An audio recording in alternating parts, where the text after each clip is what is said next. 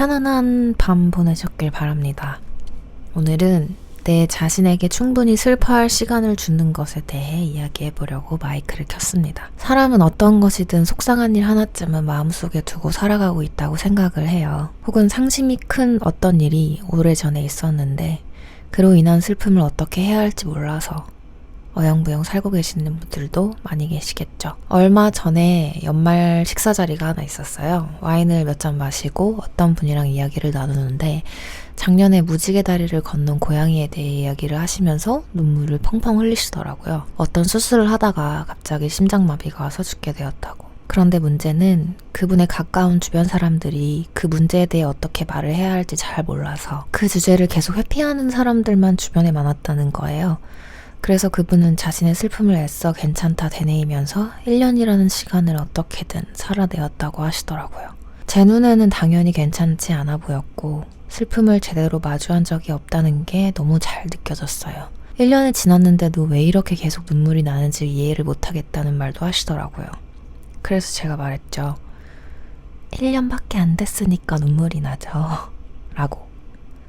많은 사람들이 충분히 슬퍼할 시간을 내 자신에게만큼은 잘 주지 않는 것 같다는 생각을 합니다. 타인의 감정을 소중히 대하듯 내 자신의 감정을 다독이는 것도 매우 매우 중요한 일인데 말이죠. 슬픔이란 감정이 느껴지신다면 보채지 마시고 부정적인 개념이라 생각하지 않아주시는 건 어떨까요?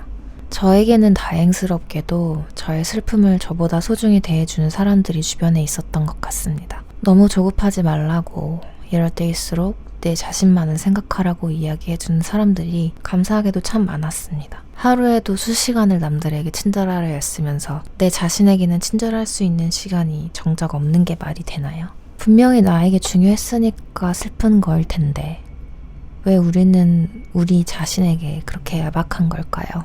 필요하다면 우리는 주변 사람들에게 분명히 말을 해줘야 합니다. 시간이 좀 필요하다고. 본인의 감정을 먼저 챙겨주세요. 그래야만 합니다.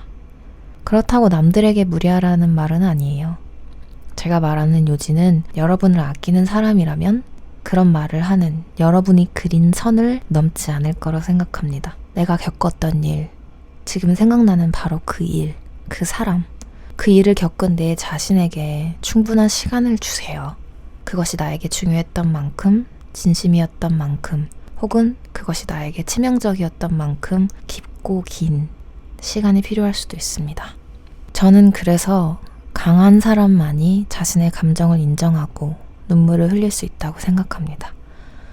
자신의 감정을 직면하기로 결정한 사람만이 눈물을 흘릴 수 있는 거니까요. 그 말인즉슨 슬픔이란 감정이 도래했을 때 그것을 잘 다룰 수 있는 사람은 내 자신에게 일어난 일을 정확히 들여다볼 수 있는 용기가 있는 사람만이 올 수 있다는 말이죠. 굉장히 쿨한 사람들만 할 수 있는 거지 않을까요? 시간이 좀 걸리겠지만 그래도 괜찮아 라고 말해주세요. 시간이 분명 걸릴 거예요. 하지만 결국 지나갑니다. 운동화 끈은 달리기 전에 제대로 묶어야죠. 안 그럼 달리다가 심하게 넘어집니다. 좋은 하루 보내시길 바랍니다. 바이.